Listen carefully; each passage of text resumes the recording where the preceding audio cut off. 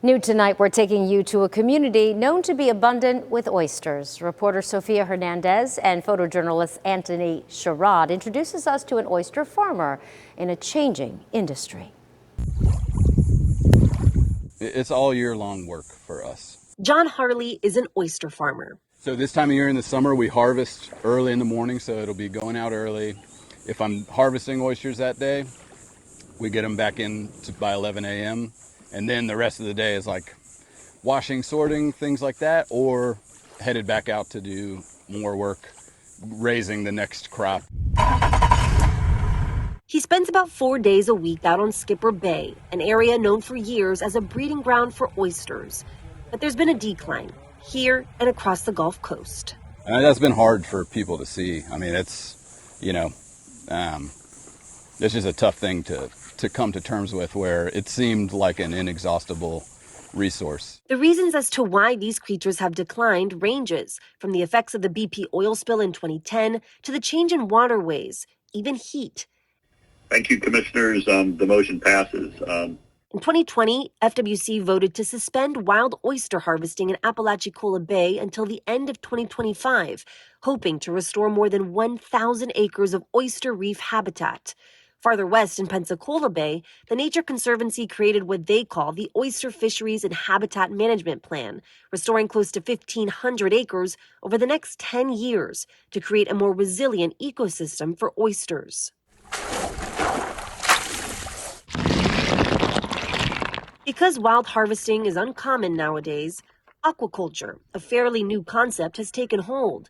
It's the process of breeding shellfish, an effort that John works hard to maintain. The oysters need to be here, and not just for the food on your plate, but like you'll see when we're out there, every other little critter lives in that oyster. It's making its own ecosystem.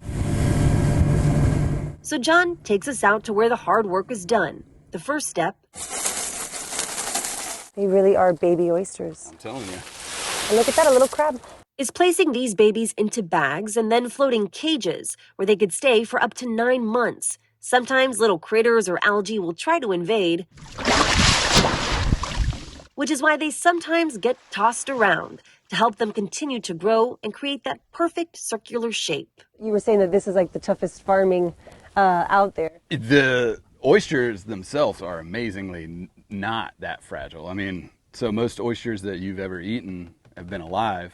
You know, hopefully if you're eating raw oysters, they're alive until you open them up. Breakfast. It's why it's essential that the oysters at the bar are healthy, that they grow up to look like these, ready for market. But not all are lucky. I hate that, because that's just one that was just like giving up the ghost. And that's hard because, you know, you've raised it for that long. It's like right when it's starting to get worth something, that's when it dies. So, in order to keep these animals thriving, these estuaries need to stay clean. because oysters are filtering a ton of water, they clear that sediment and other stuff that's in the water from the water column, allowing light to get down to grow your seagrass. It's the reason, at least for now, that these oysters have been able to steadily grow. But the work towards being able to wild harvest once again is still a long ways to go. Like having a bunch of oysters out here, we try to grow some wild ones that will reproduce. And I think we see it some where some of the areas are kind of coming back with wild oysters. But these are looking nice so far. So something I know a lot of us would really like to do is, grow our market oysters and sell them, but then also have like oysters that we grow just for restoration, just to be out there. Sofia Hernandez reporting.